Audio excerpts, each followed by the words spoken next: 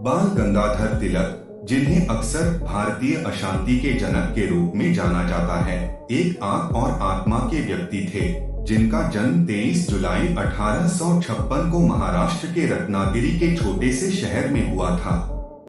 उनकी यात्रा गहरी प्रभाव और ब्रिटिश शासन से भारत की स्वतंत्रता के कारण के प्रति अथक समर्पण की थी।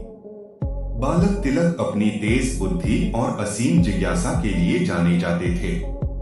उनके पिता, जो एक स्कूल शिक्षक और संस्कृत के विद्वान थे, ने उनमें अध्ययन के प्रति प्रेम पैदा किया। इस नींव ने तिलक को अपनी पढ़ाई में उत्कृष्टता प्राप्त करने के लिए प्रेरित किया। अंततः पुणे के डेक्कन कॉलेज से गणित में डिग्री प्राप्त की। हालांकि उनकी अकादमिक खोजें उनके बहुत बड़े भाग्य की शुरुआत भर थीं। जल्द ही तिलक का अपने मातृभूमि के प्रति जुनून उन्हें भारतीय राजनीति के भंवर में खींच ले गया।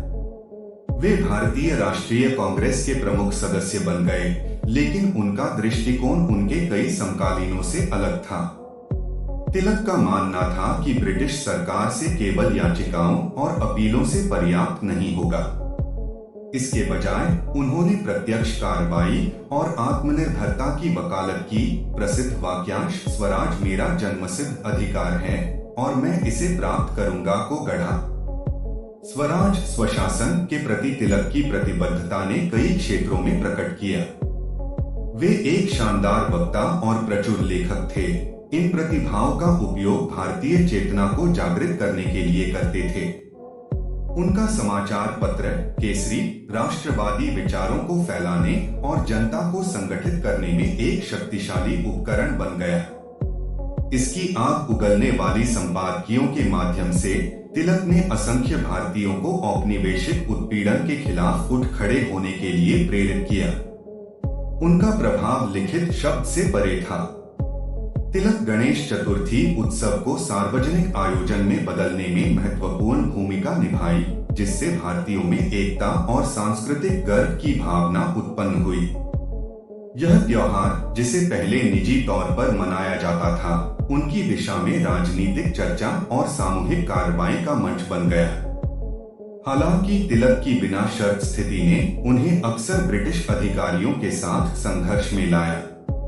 उन्हें कई बार गिरफ्तार और कैद किया गया, जिसमें सबसे उल्लेखनीय उनकी 6 साल की सजा मांडले बर्मा, अब म्यांमार में थी।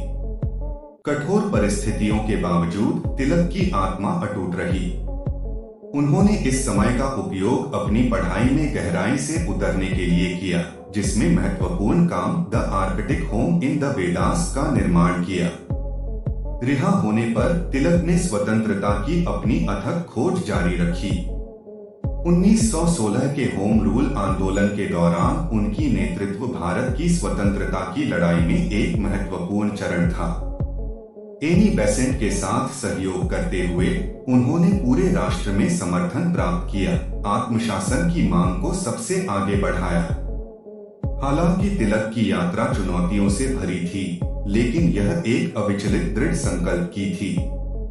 उन्होंने 1 अगस्त 1920 को अंतिम सांस ली, अपने पीछे एक ऐसी विरासत छोड़ते हुए जो आने वाली पीढ़ियों को प्रेरित करेगी।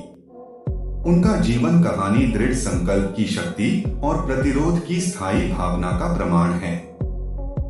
अपने शब्दों और कर्मों के माध्यम से बाल गंगाधर तिलक ने भारत की स्वतंत्रता की लड़ाई के इतिहास में अपना नाम अमिट रूप से अंकित किया। स्वतंत्र रूप से सांस लेने के लिए तरस रहे एक राष्ट्र की आत्मा का प्रतीक।